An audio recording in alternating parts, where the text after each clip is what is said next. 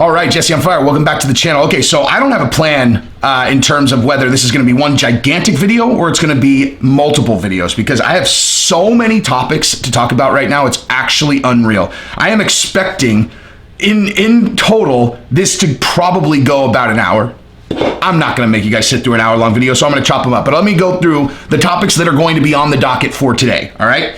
So first of all, Conor's on Twitter again, so I'll weigh in on that and whether I think it's him. Dana weighed in on Max Holloway and Volkanovski's decision, talk about that. We're going to talk about the 10-9 must scoring system and why it's flawed. Lots of analysts have been talking about this, but I'll weigh in also because, yeah, I mean, I have an opinion. Then we're going to talk about Ben Askren. He actually made an excellent point about how Jorge handled the post-fight after the Kamaru-Usman fight. And I want to talk about Askren as a fighter strategic manager or strategist, because he actually talked about doing this. I emailed him afterwards and told him I thought it was an excellent idea. And just this little clip where he talked about what Jorge should have done after the fight, he's got a future. I genuinely believe that would be an incredibly valuable service that these fighters could implement and put him on. Anyway, we'll talk about it.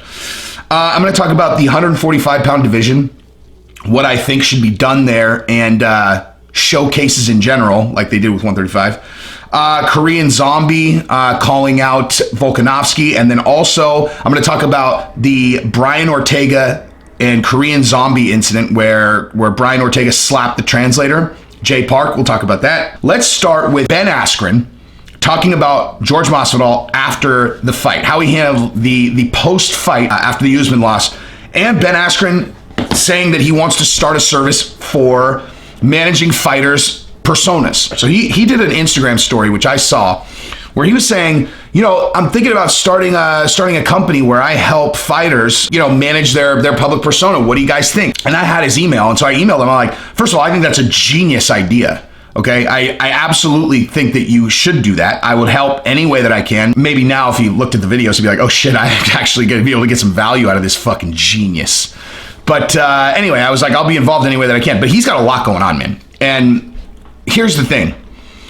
First, let me just say this, okay? Fighters are fighters. Your average fighter, right? Fight growing up, maybe go to college, or they don't. Lots of them, if they went to college, wrestled in college. Actually, I would say the vast majority of college attendees who then go into mixed martial arts are wrestlers in college. They get out of college, they go fight. They fight in the UFC till they're whatever, 28 to 36, whatever it is, and then they retire. And all throughout, the things they're doing to supplement their income are things like wrestling camps, martial arts camps, leveraging the skills that they have to earn money, teaching it to other people. In very rare cases, you have guys who kind of step outside of, or at least leverage that as a base, but then become entrepreneurs in many other areas. Uriah Faber, perfect example, right? Some guys can have really good ideas and not really know how to implement them. Now, I will say that in this particular example, Ben Askren probably actually has a better idea of how to create this business than I do. In terms of the, getting to fighters, offering that service, etc. Bottom line is, it's a great idea, because if he wanted to demonstrate the value he would provide, he did so literally just in this one clip where he's talking about what George Masvidal should have done after the fight. He said in the press conference after the fight that George had a big missed opportunity where he should have said, because basically, let's rewind. What George said was, Marty was a better man tonight. No excuses. I let everybody down. Yada yada yada. He took it like a man. And what Askren said to do probably runs pretty contrary to George's internal makeup, right? Like the way I'm wired and the way George is wired, guys, is if you fight another man and you lose, or you compete against someone fair and square and they beat you fair and square, making excuses is bitch made. I mean, plain and simple. Like, whether there's a legitimate excuse or not, it's a bitch-made way to take the loss. It just is, right? Conor, same thing. I've told you guys a million times. When I gained respect for Conor, it was after the Nate Diaz fight. How he handled that. He made zero excuses. He never brought up the short notice. He just took it, and then he said, I want him again. And then he went, and then he beat him, right? So what Askren said that George should have done is, whatever, I took this on 6 days notice, give me another shot at this guy, give me a full training camp, I'll fuck his ass up, right? So that was Ben's suggestion, and in the fight game, he's right. He's right. So, and I realize this is probably, I'm not even sure if George would have even been willing to do it, to be honest, because there are certain things that I think George takes more seriously than that supersede the fight game. And like, he's a guy where if you step to him for any reason and you yip yap, he's going to piece you up because he kind of operates under a code. And I believe that it's possible that making an excuse about the 6-day notice might have violated his code to where he couldn't do it anyway. But in terms of the fight game, getting yourself another shot quickly, that was the play. Askren was correct. That is exactly what he should have done. I didn't even think about it myself until Askren said it. I was like, wow, he's right, man. He's right. And so, when you think about that, just this one example he's for sure correct about that. I mean, just plain and simple. If you're like, if you go to a fighter and you're like, all right, what are your goals? What are you trying to accomplish in this sport? Where do you want to be? What do you want to do? And if George is like, I want to be the welterweight champion of the world. Okay, well, you need another shot at Kamaru Usman. Okay, so if that's your goal that supersedes every other factor, okay, then that strategy was correct. That was the correct strategy. You had to throw doubt on the outcome of that fight. You have to throw a reason that the outcome doesn't represent reality, which it's not an invalid excuse. It's not an invalid excuse at all. Because like I was saying, anybody who watched my live stream, what did I say? I said after that first round, I'm like, I think that he might be going this full throttle because it didn't look like controlled, measured aggression. It looked like I need to get this guy out of there fast because maybe he knows his gas tank's not where it should be, And people were like, oh no, he's training the whole time. Okay, we knew about the Burns fight for a month. Right? Or maybe more than that, which means Masvidal was complaining about pay on Twitter. Like when he really got vehement about it, it was once Burns got signed to that fight. That was been going on for a while, right? And just because he's in the gym, that's not the same thing as training for a 5-round championship fight. And if you think that you don't lose some of your cardiovascular abilities in 4 to 5, 6 weeks, if you're training at maintenance level versus training camp level, you're crazy. You don't understand what these elite athletes are doing. He was for sure not at his optimal level, even if he had continued to train afterwards. I mean, dude, I saw a video of him talking about how he's addicted to Call of Duty. Okay? I'm not saying that you can't be in a full training camp and also be addicted to Call of Duty, but I mean, listen, like he was not at his optimal level. But again, might have violated his code. But Askren, I'm telling you, if you're a fighter and you put Askren on, and I mean, I don't know how his fee structure would work. I don't know. I mean, you would. I have no idea. It doesn't seem like it would be like if you think about like what a manager does, and manager gets like 10% or 8%, 6%, whatever it is, and then you think about what like an agent does. Manager, agent are basically the same thing. It sounds like in mixed martial arts.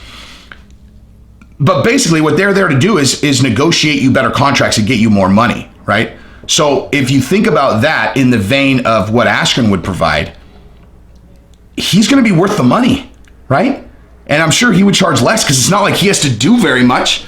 His entire, like his whole job is just, he is the guy that can look at the lay of the land and he understands he understands where to inject yourself. He understands exactly how to play it. And he can coach guys on how to carry it on camera if they don't have it like George does, right? Like his value would be immense. And for him, again, it's not that much money. I mean, it's not that much time. Like all he would have had to do is tell George before the fight, listen, I know you're going to win. Like I know you're going to win, of course. But in the event that you lose, keep this in mind. At the press conference, you say, no matter what the outcome, you say, I only had 6 days notice. Give me another shot at this guy. When I have a full training camp, I'll stomp this guy into the ground. I had to go full throttle. That's it. I mean, that's his job. And he's earned his money because that would have put George in a much better position to get another title shot quickly, right?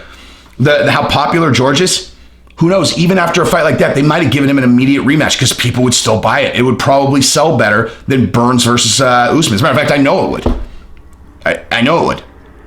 So, anyway, I think Askren should definitely do that. Okay, so moving on. let's talk about Conor's Twitter, because that seems like a fitting segue, because if we're going to talk about Ben Askren and Jorge Masvidal and managing your public persona, then let's talk about Conor McGregor managing his public persona, because as everybody knows, I do not believe it's him on Twitter 95% of the time. Okay, so Nate Diaz, after the Max Holloway and Nate Diaz are boys. I think it would be hard to be around Max Holloway and not be his boy. Like, he looks like he's the best guy in the world, man. I love that guy. Like, I really do. And honestly, the only reason that I would say at this point that he's not in the category where I'm like devastated when he loses is because he's not devastated when he loses, right? Like, he's like a guy. He's like, I'm blessed. Everything is good in my life, no matter what. I have 5 belts. I have money. He looks like a guy who. Like, I'm not going to be more upset than the fighter themselves. If that's the case, if you find yourself more upset for an athlete than the athlete is for themselves, then you've gone off the deep end. Okay, it's just that simple, man. So I can't eclipse his disappointment. And but anyway, so Nate Diaz said that Matt. He basically said, "Shout out to all the real fighters. Max got robbed." And Conor responded, "Shut your bitch ass up." That was his tweet, okay? And like bitch ass, one word. Shut your bitch ass up. And I was like, oh. It's not him.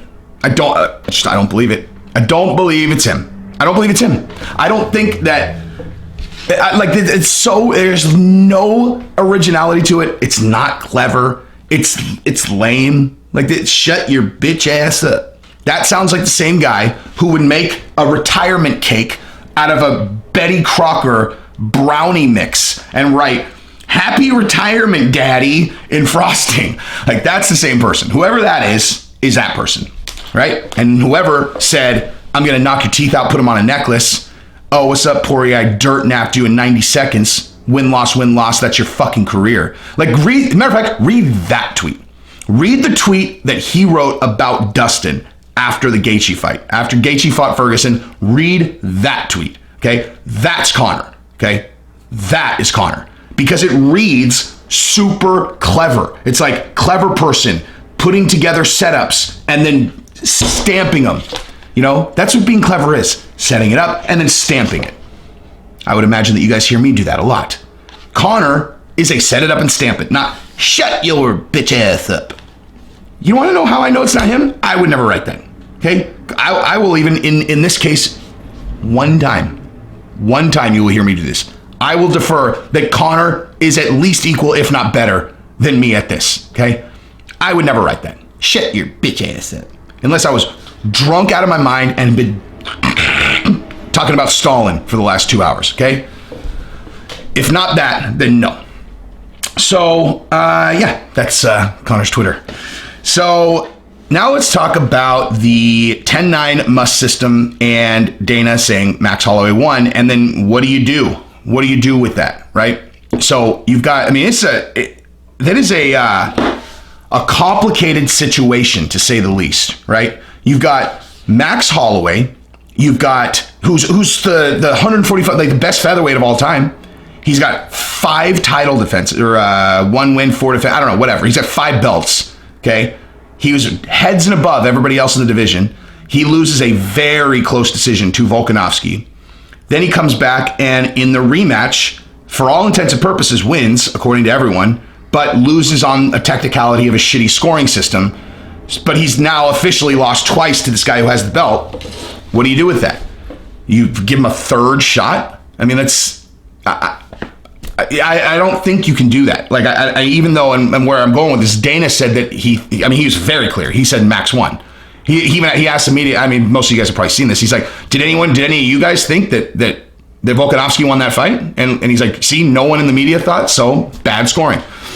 But again, and Ben Askren talked about this in his video as well, which and I said, anybody who watched my live stream knows, I said, I actually don't disagree with the decision based on you have to choose one of them that won the round, and they're all 10-9, right? So in ONE FC, they have the judging is just you judge the whole fight. Okay, you don't go round by round, and that is such a better system. Because think about this: it's like Okay, so Max definitely won the first round, handily.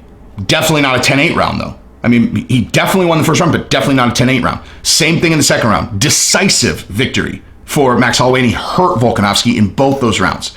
Third round is the decisive round. Could have gone either way. Super, super, super close. But I think, in this little ticky-tack point system, Volkanovski probably won the round. That's kind of how I interpreted it. Although when I saw the punch count, I was surprised that Max had more. But either way, it's almost impossible to call. Okay, and then the fourth and fifth, Volkanovski, per little ticky-tack point system, he won. But you only have one guy who hurt the other guy, right? And he did it multiple times. Like Max's victories in the first and second round were so much more decisive than Volkanovski's victories in the fourth and fifth. And then you have the third. I mean, so if you just take it as a whole, Max won, right? Max won the fight. But in the 10-9 must system, I mean, I'm not going to argue that, oh, wow, what a robbery, because Max Holloway should have won the third round. It was super close. So the problem is with the scoring system, plain and simple. I mean, that's just is what it is. That is the problem, the scoring system. So, I mean, I don't like lots of people have been talking about this. I don't think I need to like dive down that rabbit hole even more, but they should. I mean, I don't think that they'll do it, but they should change the scoring system. Okay, so, and then also, because if you're going to have the point system, why not show them the rounds? Anyway, like, why not know where you're at? Why not look up at the screen if you're Max Holloway and know that I need to win the fifth round, or Volkanovski too, I need to win the first round. Like, I think the trade-off of when guys are going into the final round even and both knowing they have to win, that is worth the risk of people when they don't know, or like people knowing that they're up 2 rounds and all they have to do is not lose the third round and they could coast to a victory. I like that trade-off personally, because I think most guys are not going to do that anyway. They're still going to fight. I mean, they're fighters. They've chosen to fight for a living. Okay, it takes a certain kind of wiring to do that, and that type of wiring is relatively contrary to, oh, I've got this one, I'm gonna just run around the octagon. Okay, like most people won't do that. They just won't. And also, the other guy knows they have to knock that guy out. Okay, so the other guy running around, cool. Well, the other guy's chasing him around with a sledgehammer trying to decapitate him. Okay, so like, I can't get behind the idea that the secret scoring is a net benefit. I don't agree. I do not agree. Because the only reason to have it that way is to protect against the guy who knows he's up 2 rounds in the third round. In a 3-round fight, he's up 2 rounds. So, he's not going to fight. Well, guess what? The other guy knows he's losing. And so he's going balls to the wall. So it makes up for it. Anyway, all right. So now what do you do with the 145-pound division? So Max needs to just kind of sit around. Okay. So I think, Volkanovski needs to sit around, because you have Ortega, you have Korean Zombie, and then you have Max. Okay. So I think that you have, I heard that Zabit is supposed to fight Yair Rodriguez, I believe. So I wish that you could just undo that fight, and then you have Zabit fight Max Holloway. And then, so basically you have Volkanovski as the champion, then you have Zabit and Max Holloway, and you have Korean Zombie and Ortega. Winner of Ortega and the Zombie fight Volkanovski next, and then winner of Zabit and Holloway fight one of the other guys. And then, I mean, that's a nice little mix of solid guys for you to start round robining of who the top guys are. You have to have that. You have to have that in a division. You have to have like 5 guys that are kind of like creeping around the title. That's because that really gives someone the opportunity to clean them all out and put themselves in a position where they're the champion. Like, they are the champion, and there's no arguing that, right? Like, that's what the whole point with Usman is now, is they're like, he beat Woodley decisively. He beat Colby decisively. He beat Masvidal decisively. Now all he has is Burns, but as I've made very clear, Burns is a monster for him. So he's close. And then when you go below those guys, there's a big drop in at least the perceived threat to someone taking the title off of him.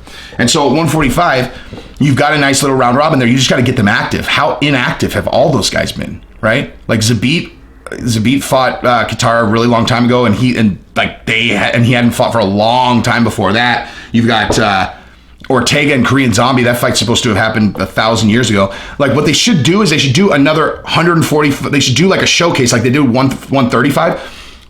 Actually, you know what? I'm going to come back to that, because here's what I want to say. I want to talk about Ortega and the Korean Zombie, and the incident where the Korean Zombie's translator, Jay Park, who's a superstar rapper in South Korea, got slapped by Ortega. Okay, so you guys remember that, right? Obviously. So I thought that story was so weird. You know, it was like Ortega slapped his translator. I was like, what? And he did it at a UFC event. I was like, this smells fishy to me. So I look, and Jay Park, who's a South Korean famous rapper who's also American, had just taken over PR for Korean Zombie, because Korean Zombie doesn't speak English, and that is a very challenging position to be in an American-driven market, right? So Jay Park, who's a superstar, takes over. He understands social media, okay? He understands how to build a story. Now, what do you think is more likely, right? Which sounds more likely? That Brian Ortega, who I know his background, but who in the UFC has always been very respectful, super chill, very relaxed guy, calm on the mic, gets in there and bangs, and I mean, he's a killing machine. But you don't see him get into it with guys really on the outside. That he just completely has a personality transplant and goes over and then slaps a civilian, right? Like slaps a civilian who is just translating what Korean Zombie's saying, and does it in a place that's a super public forum, to make sure that everyone sees it, because now that's what he's doing.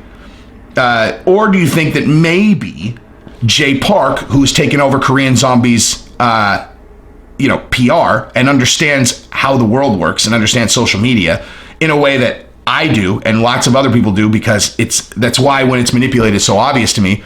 And he goes, all right, so Ortega, I'm managing Zombie now. So here's what I want us to do. I'm going to write this to you, and then at the next event, just bitch slap me, you know? He's like, and you could put one on me, pretty good, but don't knock me out, but put it on me, let people see me, let people see it. We'll file a police report, then I'll drop the charges, and we'll create a bunch of buzz around this fight.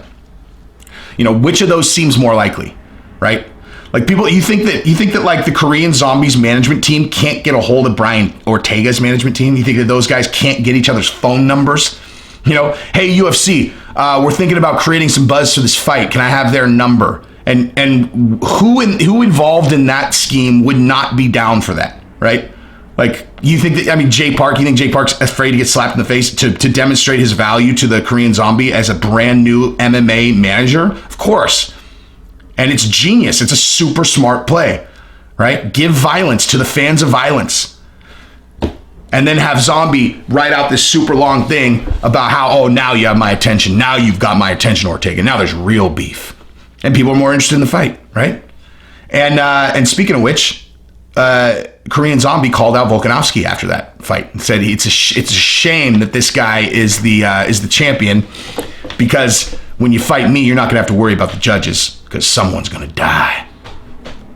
It's awesome. I like it. I like this new Zombie, That's the thing. Like, these guys who don't speak English, you can try to like read their especially depending on like what part of the world they're from. It's really hard to read certain culture's body language if you can't understand what they're saying, right? Like, I've always felt like I can read people from Brazil pretty well, even if they don't speak English. Like, I kind of can tell what kind of person they are, probably because they're all just gangsters. But I can get connected to like a Brazilian fighter's journey, even if they kind of really struggle with the English language or just don't know it outright, like Anderson Silva forever, Jose Aldo.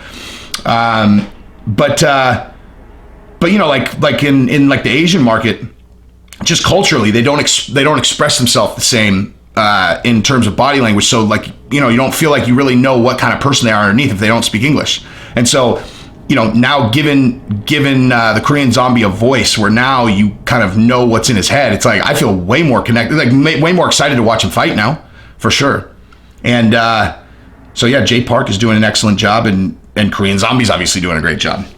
But okay, so now let's talk about the 135-pound showcase and how genius that was. And I'm just going to throw this out there and question why the UFC doesn't do this a lot more often. Okay, so the showcase night was Triple C retires, right? And at this point, Dana it's right at the beginning where Dana is putting together, he's in scramble mode. He's putting, event after event after event to catch up from the time off. And so if Triple C is retiring, okay, he's got a vacant belt at 135 and one at 125. He's less concerned about 125 because it's not a super important division. 135 is a big deal. So he puts together a fight card with all the best fighters at 135, like literally all of them. So and the winners emerge to where all of a sudden 135 is this boss division, where you went from what it seemed like when Triple C retired, because it seemed like there was Triple C and TJ and Dominic Cruz, and there's no one else. Marlon Moraes, but he had already lost Triple C. It seemed like there was no one else, and then all of a sudden in one night you're like, oh my God, Sean O'Malley, and you go, oh, Cody Garbrandt's back. Look at Sterling's a beast. And so now all of a sudden you have this fire division in one night. One night you did that. And so I'm going to ask why they don't do that with other divisions, right? Why not do that with other divisions? 145, you have a nice little kind of group there.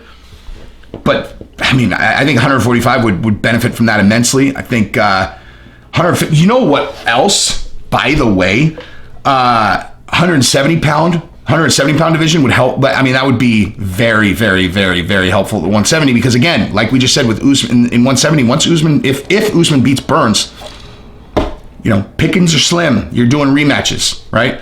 But that dude, Muslim, the kung fu guy who fought the Brazilian guy whose name is escaping me. I would have looked this up if I knew I was going to talk about it. Those two guys are unranked. Those guys are murder machines. I was watching that, I'm like, how is it possible these guys are unranked at 170? How good is 170 then if those two guys are unranked? Because it just doesn't even make sense. I'm watching these guys on their feet, and I'm like, these guys are throwing atomic bombs at each other. So I'm going to real quick look up 170, because I don't even understand how. So Luque, Lawler, Pettis, Magny. Okay, so honestly, I think from about number 6 on, I think you have some layovers there. I think you have some layovers from 6 through 14, where they're just based on those two guys. I think if you throw those two guys in against a lot of these guys, they're going to give them a lot of problems and probably win. All right, that is what I got for this video. So if you like the content, subscribe and ring the bell. Join the fastest growing MMA group on the interweb. Love you guys. Peace.